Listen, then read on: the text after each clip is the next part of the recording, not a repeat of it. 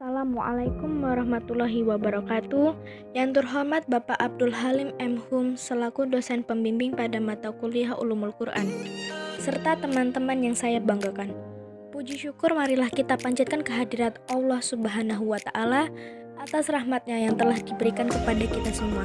Salawat serta salam semoga senantiasa tercurah kepada Nabi Muhammad SAW.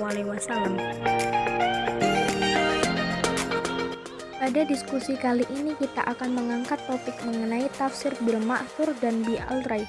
Perkenalkan, nama saya Nurul selaku moderator yang akan membimbing jalannya diskusi ini.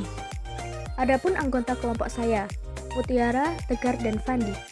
Sedangkan rangkaian acara yang akan kita lewati adalah: pertama, sesi pembukaan, kedua, sesi penyampaian materi, dan terakhir, sesi penutup. Pengertian tafsir al-matsur.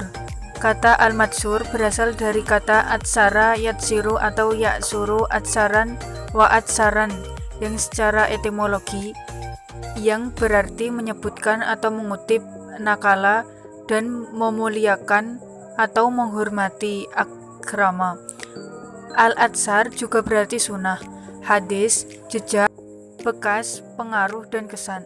Jadi kata al-matsur, al-naql, dan al-manqul atau dan al-riwayah pada hakikatnya mengacu pada makna yang sama, yaitu mengikuti atau mengalihkan sesuatu yang sesudah ada dari orang lain atau masa lalu sehingga tinggal mewarisi dan meneruskan pada apa adanya. Sejalan dengan pengertian harfiah kata al-matsur dan lain-lain di atas, ialah penafsiran Al-Quran yang dilakukan dengan cara menafsirkan Al-Quran dengan Al-Quran, menafsirkan ayat Al-Quran dengan Al-Sunnah An-Nabawiyah, dan atau menafsirkan ayat Al-Quran dengan kalam pendapat sahabat, bahkan tabi'in menurut sebagian ulama. Bentuk tafsir Al-Matsur. Tafsir Al-Quran dengan Al-Quran. Dalam hal ini ada beberapa bentuk dalam menafsirkan ayat dengan ayat, yaitu menafsirkan ayat yang satu dengan ayat yang lain dalam surah yang sama, dan menafsirkan ayat yang satu dengan ayat yang lain dalam surah yang berbeda. Contoh penafsiran ayat dengan ayat dalam surah yang sama secara bergandengan ialah ihdinas siratal mustaqim siratal ladzina an'amta 'alaihim ghairil maghdubi alaihim waladdallin. Tafsir Al-Quran dengan Al-Sunnah An-Nabawiyah. Yang dimaksud dengan tafsir Al-Sunnah An-Nabawiyah ialah menafsirkan Al-Quran dengan hadis Nabi Muhammad SAW. Di antara contohnya ialah Nabi SAW menafsirkan kata al-maudub dan ad-dhalin masing-masing dengan orang Yahudi dan orang-orang Nasrani dalam firman Allah, ihdinas siratal mustaqim siratal ladzina an'amta 'alaihim ghairil maghdubi 'alaihim waladdallin. Tafsir Al-Quran dengan pendapat sahabat. Tafsir Al-Quran dengan pendapat sahabat oleh sebagian ulama digolongkan ke dalam kelompok tafsir bi al-riwayah. Al-Hakim misalnya dalam bukunya Al-Mustadrak mengatakan bahwa tafsir sahabat yang menyaksikan proses turunnya wahyu Al-Quran layak diposisikan sebagai hadis marfu', maksudnya disetarakan dengan hadis Nabi. Bentuk tafsir ar-ra'yi, ar-ra'yu al-mahmudah. Ar-ra'yu al-mahmudah penafsiran dengan akal yang diperbolehkan sesuai dengan tujuan asyari Allah Subhanahu wa Ta'ala, jauh atau terhindar dari kesalahan dan kesesatan, dibangun atas dasar kaidah-kaidah kebangsaan bahasa Arab yang tepat dengan mempraktikkan gaya bahasa uslubnya dan memahami nas-nas Al-Quran. Contoh tafsir ra'yu al-mahmudah, فَمَا يَعْمَلْ مِثْقَالَ ذَرَّةٍ خَيْرًا يَرَهُ وَمَا يَعْمَلْ مِثْقَالَ ذَرَّةٍ شَرًّا يَرَهُ. Tafsir mazmum, tafsir yang tercela, mufassirnya tidak mempunyai keilmuan yang memadai atau bodoh, tidak didasarkan pada kaidah-kaidah keilmuan, menafsirkan Al-Quran dengan semata-mata pengandalan kecenderungan hawa nafsu, mengabaikan aturan atau bahasa Arab aturan syar'i yang menyebabkan penafsirnya menjadi rusak, sesat dan menyesatkan. Contoh penafsiran tafsir mazmum, tafsir yang tercela, atau oknum juru kampanye jurunya yang menerjemahkan kata syajarah dengan pohon beringin dengan maksud mendeskripsikan partai golongan karya supaya tidak dipilih. Wa qulna ya Adamu uskun anta wa zawjukal jannata wa kula minha ragadan haitsu syi'tuma wa la taqraba hadhihi syajarata fatakuna minaz zalimin. Adapun syarat-syarat mufassir birra'yi ini diantaranya yang pertama yaitu memiliki pengetahuan bahasa Arab dan seluk-beluknya. Adapun yang kedua yaitu menguasai ilmu-ilmu Al-Quran. Yang ketiga menguasai ilmu-ilmu yang berhubungan dengan Al-Quran seperti hadis dan usul fiqh. Yang keempat berkaidah yang benar. Yang kelima mengetahui prinsip-prinsip pokok agama Islam.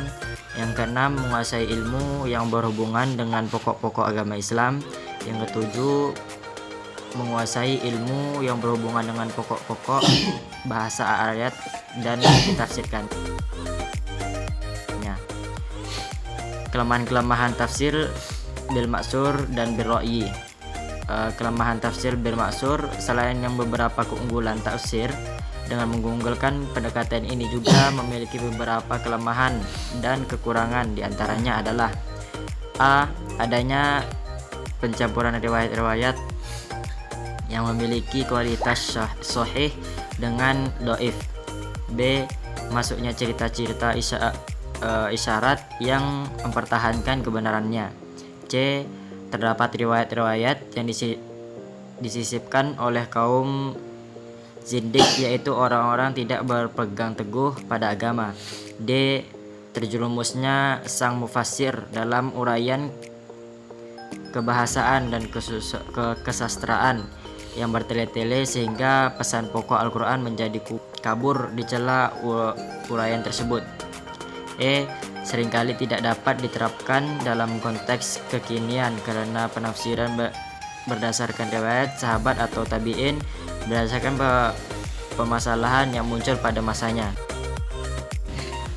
Yang terakhir yaitu kelemahan tafsir ra'yi. Adapun kelemahan tafsir bil ra'yi terletak pada kemungkinan penafsir yang dipaksakan atau subjektif dan pada hal-hal tertentu mungkin sulit membedakan antara pendekatan ilmiah yang sesungguhnya dengan kecenderungan subjektivitas mufassirnya pada tafsir ini tidak bisa dinilai dengan mutlak akan kebenarannya karena pada tafsir ini tidak mengambil dari dalil-dalil pasti tetapi cuma menangkap dengan akal. Selain itu juga tidak ada sanad sebagai hadis. Kesimpulan, pengertian tafsir al-matsur, penafsiran ayat-ayat Al-Quran dengan ayat-ayat Al-Quran itu sendiri, kemudian penafsiran dengan al-sunnah, dengan riwayat sahabat, serta dengan riwayat tabi'in. Meskipun yang terakhir ini masih diperselisihkan. Bentuk-bentuk tafsir al-matsur: A. Tafsir Al-Quran bi Al-Quran. B. Tafsir Al-Quran dengan sunnah Rasul. C. Tafsir Al-Quran dengan riwayat sahabat. D. Penafsiran Al-Quran dengan riwayat al-tabi'in. Pengertian tafsir bi al-ra'yi ialah penafsiran Al-Quran yang dilakukan berdasarkan ijtihad mufassir setelah mengenali lebih dulu bahasa Arab dari berbagai aspeknya serta mengenali lafal-lafal bahasa Arab dan segi-segi argumentasinya yang dibantu dengan menggunakan syair-syair jahili serta mempertimbangkan asbabun nuzul dan lain-lain sarana yang dibutuhkan mufassir. Bentuk tafsir bi al-ra'yi: A. Ar-ra'yu al-mahmudah. B. Tafsir masmum atau tafsir yang tercela. Syarat-syarat tafsir bi al-ra'yi: 1. Memiliki pengetahuan bahasa Arab dan seluk-beluknya. 2. Menguasai ilmu-ilmu Al-Quran. 3. Menguasai ilmu-ilmu yang berhubungan dengan ilmu Al-Quran seperti hadis dan usul fikih. Kelemahan-kelemahan tafsir bil matsur dan bi al-ra'yi: Kelemahan tafsir bil ma'tsur: A. Adanya pencampuran riwayat-riwayat yang memiliki kualitas sahih dengan yang dhaif. B. Masuknya cerita-cerita Israiliyat yang dipertanyakan kebenarannya. C. Terdapat riwayat-riwayat yang disisipkan oleh kaum zindik, yaitu orang-orang yang tidak berpegang teguh pada agama. Kelemahan tafsir bira'yi: adapun kelemahan dari tafsir bira'yi terletak pada kemungkinan penafsiran yang dipaksakan, subjektif, dan pada hal-hal tertentu mungkin sulit dibedakan antara pendekatan ilmiah yang sesungguhnya dengan kecenderungan subjektivitas mufasirnya. Demikian tadi presentasi kelompok kami. Mari kita mengucapkan Alhamdulillah. Saya sebagai moderator mohon maaf atas kekurangannya dan terima kasih untuk perhatiannya. Wassalamualaikum warahmatullahi wabarakatuh.